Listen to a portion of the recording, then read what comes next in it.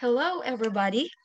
Let us have a great and wonderful day ahead as we tackle my topic.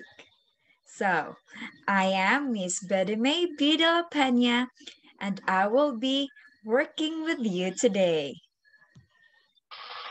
So, I have here developing functional literacy and 21st century literacy skills and teaching resources. First, let us have functional literacy.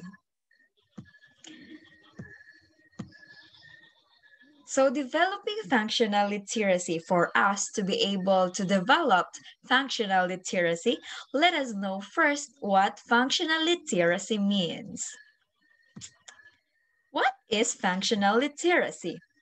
Functional literacy is defined by UNESCO in 1960 as a set of tangible skills, such as reading and writing, which in the context of a globalizing world means from a simple process of acquiring basic cognitive skills to using these skills in ways to contribute to socioeconomic development, to developing the capacity for social awareness and critical reflection as a basis for personal and social change. It is understood as the ability to read, write, and perform basic mathematical calculations.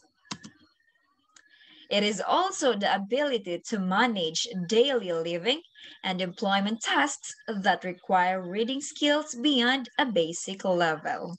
That's it. Under functional literacy, or for us to be able to develop functional literacy, the most effective way is to have the participatory approach. And what is participatory approach? It is known as Freirean approach. It is named after Paulo Freire. It is a teaching strategy that incorporates themes or content area that are of interest to the learners. Its goal is to help students to understand the social, historical, and cultural forces that affects their lives and to help empower students to take actions and make decisions in order to gain control over their lives. Here are suggested activities under participatory approach: pair work, group work, whole class, two-way dialogue, problem posing, and problem solving.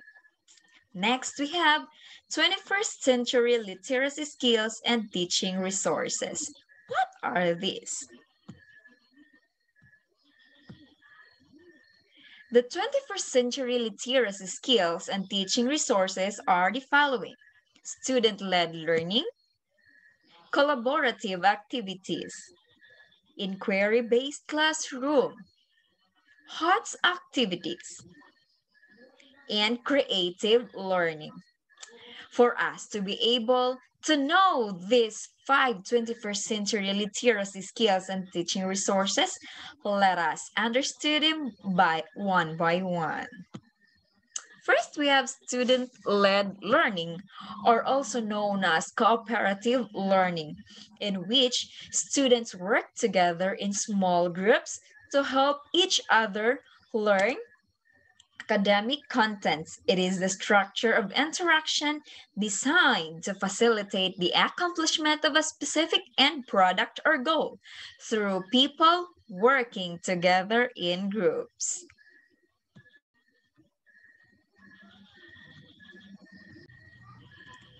Next, we have collaborative activities. In this mode, each student makes progress individually in line with the progress made by others. These students come together to work on a project as a team. Each student is responsible for their own individual work separately. The students are also in charge of the work of the team as a whole. It helps the students to recognize the aspect of difference, both themselves and in others, through working separately but in tandem. So here are collaborative activities examples. First, we have drama. Next, we have role play. Then we have video making and group or pair discussions. Example of collaborating. As you can see in the picture, there are people who are working together. So let us know what they are going to do. They are tasked, or what are their tasks to be accomplished. In this picture, the students are collaborating in finding solution to an issue that affects the community. They have looked for a newspaper article for an authentic experience or material. Each student in this group has to come up with at least 2 possible solutions, which they will later collect and brainstorm. Once they have decided with which possible solutions would work best, they can proceed with either writing a letter to their local newspaper or to their city mayor and councilors. Okay, that's it. Next, we have the difference between cooperative and collaborative learning, since these two are almost the same. Okay, in the first column, we have cooperative learning, and in the second column, we have collaborative learning. Okay, so first is all the activities are structured by the teacher, and each student has been given specific role in the activities. While in collaborative learning, the learning is group structured and not teacher structured. This means that the students organize and divide the work between themselves and not by the teacher. They also organize the workforce among themselves. Another, we have the teacher supplies the information, or at least directs the student on where the information can be acquired. However, in collaborative learning, the students outsource for materials that will aid them in completing the task. So just like, for example, the picture I have shown to you earlier, that is an example of collaboration, in which the students are being grouped together and they are working together, and they are the one who assigned their tasks, and they are the one who find for their resources. Okay, next we have the teacher is heavily involved in the group work. The teacher listens, observes, and can even intervene in the discussion if he or she feels this is necessary. However, in collaborative learning, the activities done by the group are generally not monitored by the teacher. However, the teacher can offer assistance if requested by the learners. Next, the students submit the complete group work at the end of the lesson or discussion. The teacher then reviews or assesses the same work and may award marks to the respective students involved. However, in collaborative learning, it is the students that do their own assessment of both their individual and group performance. So that's the difference between the two. Cooperative learning is more on centered learning, student-centered. However, in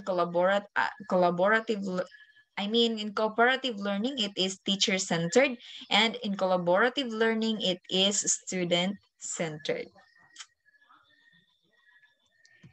Next, we have inquiry-based classroom. So what is inquiry-based classroom? It is sometimes termed discovery, heuristic, and problem solving. It is an approach to learning that emphasizes the learning process. Rather than the teacher telling the students what they need to know, students are encouraged to explore the material, ask questions, and share ideas. It includes small group discussion and guided learning instead of memorizing facts. According to John Dewey, student learns best when they are the ones who's doing this, or learning by doing. This allows them to build knowledge through exploration, experience, and discussion. Okay, next, the fourth one is the HOTS activities. Let us have HOTS. What is HOTS? So HOTS stands for Higher Order Thinking Skills. What is HOTS? It is a series of important competencies that individuals can utilize in order to improve learning progress and critical thinking. So, when you are using HOTS activities in a classroom, it is you as a teacher who is facilitating this.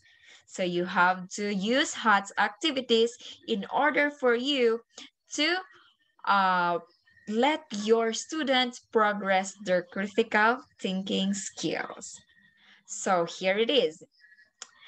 It can be determined in every student if they are using higher order thinking skills or higher order thinking skills are being employed to them if they are able to understand how to analyze and evaluate complex information, manipulate and connect facts.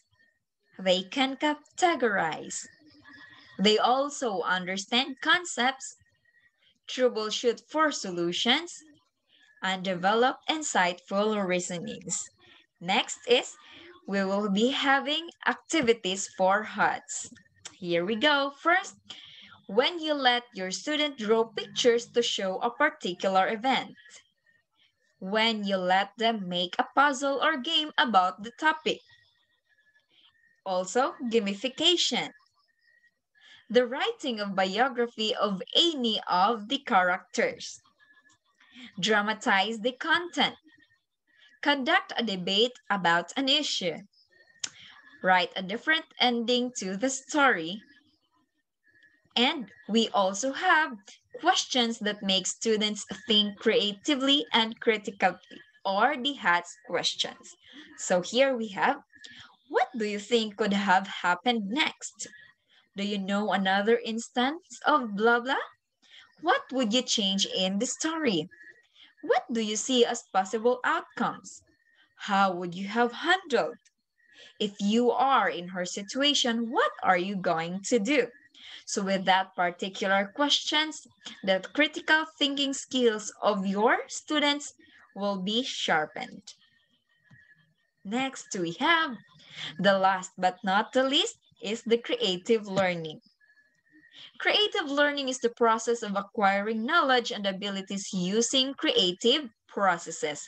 In other words, creating theories, tests, stories, solutions, analysis, and designs as opposed to simply trying to memorize information.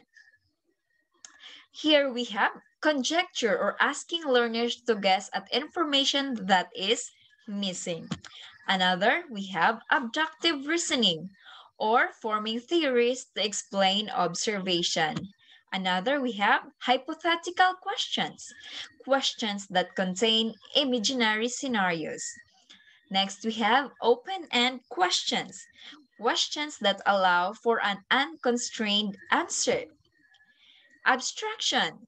It is working with ideas that differ from reality but are nonetheless useful in explaining it. Analysis, asking learners to break things down into their component parts. And we have improvisation, games and exercises designed to stimulate improvisation. So that's it. And of course, for my reference, here we go. Principles of Teaching One, Different Approaches and Methods. That is the title of the book, 69, page 69 to 100. Okay, that's it. Okay, and all are the references I've used in this video. Thank you and bye-bye. Again, this has been Bedie Mae B. Dela Pena. Thank you for being with me this time.